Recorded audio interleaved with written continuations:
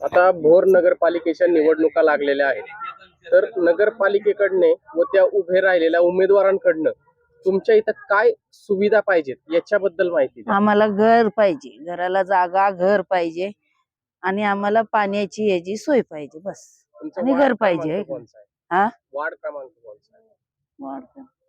10 अजून इथं काय काय म्हणजे महिलांसाठी काय सुविधा पाहिजेत? महिलांसाठी काहीच सुविधा नाही. पण सुविधा काय पाहिजे? महिलांसाठी महिलांसाठी संडास पाहिजे, पाण्याची सोय पाहिजे. दुसरं काय आपल्याला काय नको. पाणी, संडास घरासाठी आपल्याला पाहिजे.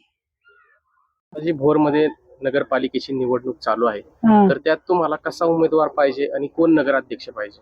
आम्हाला नानावरे पाहिजे आणि आम्हाला प्रत्येक महिन्याला देतात, काही ना काही देतातच. आतापर्यंत त्यांनी काय काय सगळं सुरू केलंय? दिलं, साड्या देतात, किट देतात, दर महिन्याला पाठवतात, काही ना काही देतातच आम्हाला. अजून तुम्हाला इथं काय सुविधा पाहिजे तुमच्या इथे त्यांच्याकडनं? त्यांच्याकडनं काय पाण्याची सोय काय भेटेल त्यांच्याकडनं घेणार आम्ही, दुसरं काही नाही. नगर परिषदा तुमच्या इथे चालू झालेल्या आहेत. नगरपालिकेवर कोणाचा झेंडा फडकेल विकास कामांमुळे?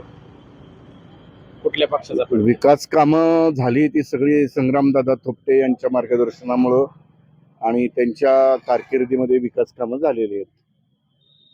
नक्कीच संग्रामदादांचा झेंडा बीजेपीचं वर्चस्व राहणार नगरपालिकेमध्ये. नगराध्यक्ष कोण होईल? नगराध्यक्ष संग्रामदादांच्याच मार्गदर्शनाखाली नगराध्यक्ष होईल. धन्यवाद. भोर नगरपालिकेची निवडणूक जाहीर झालेली आहे. उमेदवारांचे प्रचार चालू आहे. तुम्ही इथे कित्येक वर्ष राहताय, पण तुम्हाला आतापर्यंत काय सुविधा इथं पाहिजे होत्या आणि काय मिळाल्या नाहीत? नाहीच मिळालं आम्हाला. पाणी नाही जवळ, आम्हाला अशी आमच्या झोपड्या आहेत, आम्हाला लाईट नाही.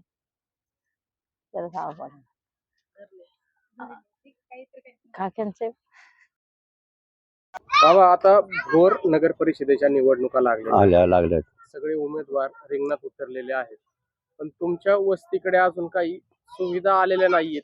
दिसतंय ते, पण तुम्ही इतक्या वर्ष इथे राहताय. इथून मागचंही सरकार होतं, आताचंही सरकार आहे. तुम्हाला काय इथं सुविधा पाहिजेत नगरपालिकेकडनं? नगरपालिकेकडून आमची सुविधा एकच आहे की आमची राहण्याची सोय, पाणी, लाईट, बरोबर आहे, आणि घरपट्टी आम्हाला चालू करावी यांनी. आज 50 वर्ष आम्ही इथं राहिला आहे. आमची कोण दखल घेत नाही. फक्त मतदानपुरते येतात, गोड बोलतात, मतदान झालं की तुम्ही कोण आम्ही कोण, म्हणजे कुठलंच काही करू शकत नाही. फक्त तेवढ्या पुरते येतात, तेवढ्या पुरते आमची तोंडावर हात फिरवला का आपले चालले.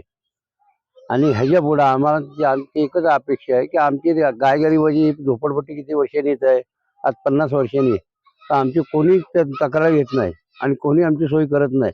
आम्ही बरेच ठिकाणी बांधलो, ऑफिशियलला सुद्धा बसलो होतो. ह्या इथल्या पुढाऱ्यांनी काय सांगितलं होतं की तुमची सोय करतो, तुम्हाला जागा घेऊन तुम्हाला घरं बांधून देतो.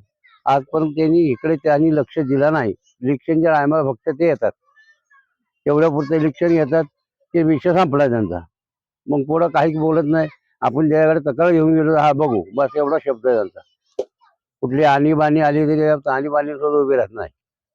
आता तुमचं काय म्हणणं आहे? आता आमचं म्हणणं एकच आहे की आमची सोय करावी त्यांनी राहण्याची, आम्हाला कुठेतरी जागा द्यावा, आमची वस्तू कुठेतरी बसवावा त्यांनी.